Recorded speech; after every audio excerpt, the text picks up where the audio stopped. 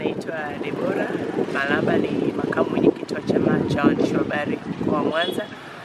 Sisi leo kama wanawake tulikuja kwa ajili ya kutoa sadaka zetu kwa watoto na mama wajawazito, ambao imekuwa ni sehemu ya mwendelezo wa matukio mbalimbali ambayo tumekuwa tukiyafanya sisi kama wanawake. Na mwaka huu basi tumeweza kutembelea hospitali hii ya mkoa wa Mwanza ambao ni Seketule kwa ajili ya kutoa kile kilichobarikiwa kwa ajili ya watoto wenye mahitaji maalum, lakini pia na wazazi ambao wamekaa hospitali kwa muda mrefu. Tunatoa wito wetu kwa wadau wengine ambao wana uwezo wa kuja kusaidia kina mama, waje na wenyewe wawasaidie katika namna moja ama nyingine, bado wana mahitaji. Naitwa Dr. Bahati Peter Msaki, ni mganga mfawidhi wa hospitali ya rufaa ya mkoa wa Seketule. Napenda kuwashukuru sana chama cha waandishi wa habari mkoa wa Mwanza. Siku ya leo wamewakumbuka wagonjwa, wamewaletea zawadi, wamewapa maneno ya faraja. Tunashukuru sana.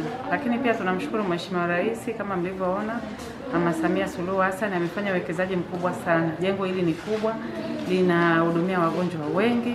Tuna theater, vyumba vya upasuaji, tuna vyumba vya kuzalisha, tuna wodi za wagonjwa, wanapata huduma. Na huduma zetu tumeboresha, ni huduma nzuri, wagonjwa wana furaha kama mlivyowaona, wanapata huduma nzuri na watoto wao wanaendelea vizuri.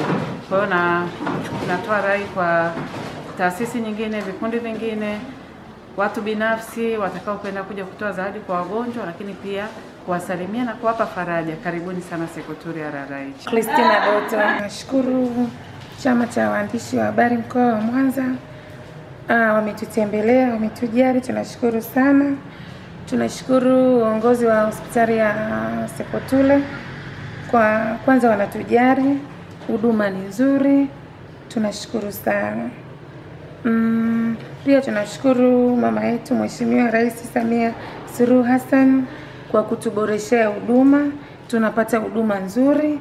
Tunamshukuru sana. Mungu ambariki. Kwa majina naitwa Adivera Dickson Raymond. Nawashukuru chama cha wanawake cha waandishi wa habari kwa kutuletea zawadi, tunashukuru sana.